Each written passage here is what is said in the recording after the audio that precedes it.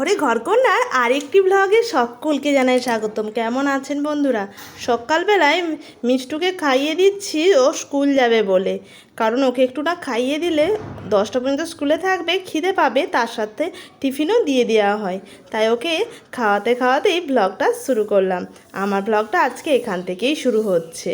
ওকে খাইয়ে দিয়ে আমি চলে গেলাম একটু হাঁটু হাঁটু করতে, আর ওকে বললাম তুমি একটু গানের রেয়াজটা করে নাও, তারপরে স্কুলটা রেডি হবে। আমি হাঁটতে গিয়ে দেখি একটা বড় সাপ। আরে বড় সাপ না, ছোট্ট সাপ। এটা কী সাপ বলুন তো? আমাদের ভাষায় আমরা মেটুলি সাপ বলি। এই সাপটা দেখে ভয় পেয়ে গিয়েছিলাম হাঁটতে হাঁটতে, তাই একটু ছবি তুলে নিলাম।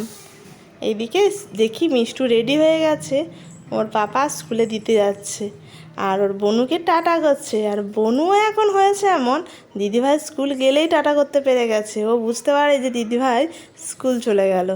এইদিকে রৌদ্র বেশ ভালোই বেরিয়েছে, এখন বাজে 7:30। আর এই দিকের উঠানটা, ওই দিকের উঠানটা হয়ে যাওয়ার পর এই দিকের উঠানটা আর বসাই হয় না। সকালের দিকে এই উঠানটাতে প্রচণ্ড হাওয়া বাতাস দেয়, খুব ভালো লাগে। এদিকে সকালের ব্রেকফাস্ট করছি আজকে আলো চালের ধোসা।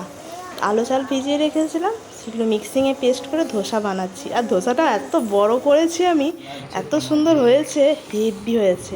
আর ধোসার সাথে চাটনি হিসাবে আছে একদম আখের গুড় আর টক দই। দারুণ লাগবে ধোসা দিয়ে খেতে। মানে যখন কোথাও যাই আমাকে তো ধোসা খেতে খুব ভালো লাগে। ওরা আরও এক রকমের চাটনি দেয়, দারুণ লাগে খেতে। আর মিঠাই আমাদের খেতে খুব ভালোবাসে ধোসা, তাই স্পেশালি মিঠাইয়ের জন্যই বানানো। এইদিকে কাজকর্মগুলো সেরে নিলাম। আর এই যে আমার হাজব্যান্ডের অফিসের একটু ছোট্ট সেট আপ আছে আমাদের স্টাডি রুমে, ওখানটা একটু এলোমেলো হয়ে গিয়েছিল, গুছিয়ে নিলাম। এইদিকে মিষ্টুও স্কুল থেকে চলে এলো, এই বাড়ির কাজকর্ম সারতে সারতে। মিষ্টুকে খেতে দিয়ে দিলাম, খেতে দেওয়ার পর বললাম তুই একটু পড়তে বস, আর তারপরে বনুর সাথে খেলা করবি। বনু এই ঘুম থেকে উঠেছে। আর দেখুন স্টাডি রুমটা এখনও পর্যন্ত গুছানো হয়ে ওঠেনি, বিছানাটা এখনও অগোছালোই হয়ে রয়েছে। এদিকে রান্না করব। আজকে জানেন তো আমার মেয়ের জন্মদিন মিন্স আমার মেয়ে 14ই জুন হয়েছিল। তো ওর উদ্দেশ্য, ওর দিদি ভাইয়ের খুব ইচ্ছা 5 তরকারি ভাত রান্না করে ওকে দেবে। খাক না খাক ওটা ওর শখ। আর একটু পায়েস করে দিতে বায়না করলো ওর দিদি ভাই। তো সেই জন্য আমি কিন্তু লেগে পড়েছি 5 তরকারি ভাত পায়েস ও বনুকে সাজিয়ে খেতে দেবে, এটাই ওর শখ। কারণ 5 বছর না হলে তো জন্মদিন ধরতে নেই। তাই আমি ওদের শখের জন্য এই 5 রকমের পথ্য রান্না করলাম। আর তার সাথে মিঠাইকে একটু সুন্দর জামা পরিয়ে বসালাম। এই জামাটা দিয়েছিল আমার হরসিমপুরের বাপের বাড়ির ছোটদা, খুব সুন্দর জামাটা। কিন্তু যখন ভোজনের সময় দিয়েছিল ওকে পরাতে পারিনি। এই এতদিনে পরালাম, আর এই প্রথমবার পরালাম। কি সুন্দর জামাটা দেখতে পাচ্ছেন। ও যদি আরেকটু গাবলু গুবলু হতো মনে হয় আরও সুন্দর লাগতো, তাই না? ওর খাওয়া দাওয়া কমপ্লিট হলো, একটু একটু আজকে সবই খেয়েছে। জানি না জন্মদিন বলে নাকি, সব কিছু আজকে একটু একটু খেয়েছে। আর ভীষণ খুশি জন্মদিন পালন হয়েছে বলে। কেমন দেখুন না, খাওয়া দাওয়া হয়ে গেছে, এসিটা চালিয়ে দিয়েছি, কেমন খেলা করছে। ওকে বলছি দাঁড়া না আমি একটু ফটোশ্যুট করি। ওরে বাবরে, আর ফটোশ্যুট, নিজেই একাই 100 হয়ে যাচ্ছে। আজকে আবার দেখছি হাঁটছে, মানে একটু একটু হাঁটছিল, আজকে আবার একটু বেশি হাঁটছে। তো এবার দুপুরে ঘুমিয়ে পড়লো। বিকাল হয়ে গেল, বিকাল হতে কাজের মাসি এলো বাসন ধুতে। তার বাসন ধোয়া হয়ে গেল।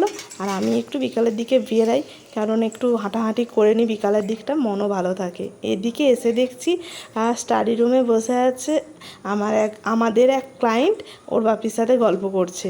আমাকে তো তাহলে কিছু বানিয়েই দিতে হবে। তো সন্ধ্যাবেলা কি বানিয়ে দিই, ফ্রিজে দেখলাম কিছুই নেই, 1 গ্লাস দই বসানো আছে, যেটা আমি বাড়িতে বসিয়েছিলাম।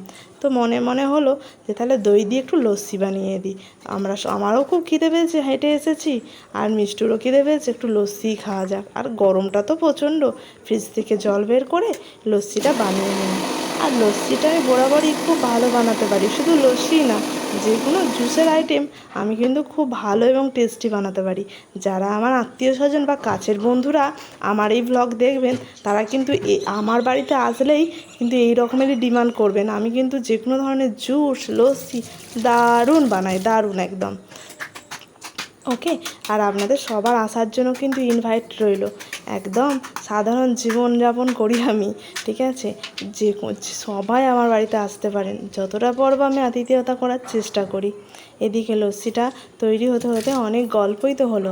আমার একটা জিনিস কি ভালো লাগে জানেন, আমার ব্লগগুলো প্রত্যেকে দেখছেন এবং সুন্দর সুন্দর কমেন্ট করছেন, লাইক করছেন, এটা আমার খুব ভালো লাগে। তো এই ব্লগটা যারা শেষ পর্যন্ত দেখবেন বা আমার কথাগুলো শুনবেন, তাদের প্রত্যেককে রিকোয়েস্ট রইল প্রত্যেককে একটা করে সুন্দর মিষ্টি কমেন্ট করে যাবেন। এতে করে আপনাদেরও যদি পেজ থাকে বা প্রোফাইল, ভালো প্রোফাইল হয়, আপনাদের কিন্তু সেই প্রোফাইলটা আরও স্ট্রং হবে এবং পেজটাও আরও স্ট্রং হবে। মানে অন্যের ভিডিওতে যদি ভালো কমেন্ট করা যায়, তাহলে কিন্তু নিজের পেজের গ্রোথ অনেক ভালো হয়। তো আর পজিটিভ কমেন্ট শুনতে সবারই ভালো লাগে, তাই না? আর আমারও কিন্তু ব্লগ করতে ভালোও লাগবে আপনাদের পজিটিভ কমেন্ট, লাইক, শেয়ার যদি করেন। আর আমি তো দৈনন্দিন জীবনের ঘরকন্যার ব্লগই ছাড়ছি, আপনাদেরও যদি আমার জীবনের সাথে মিল ঘটে, আপনাদের সত্যিই ভালো লাগবে। সত্যি বলছি, সকাল থেকে রাত্রি পর্যন্ত মেয়েদের অনেক কাজকর্ম থাকে আর অনেক দায়িত্বও থাকে। তারপরে এখন দুটো বাচ্চা হয়ে যাওয়ার পর আমার যেন কাজকর্ম অনেক বেড়ে গেছে।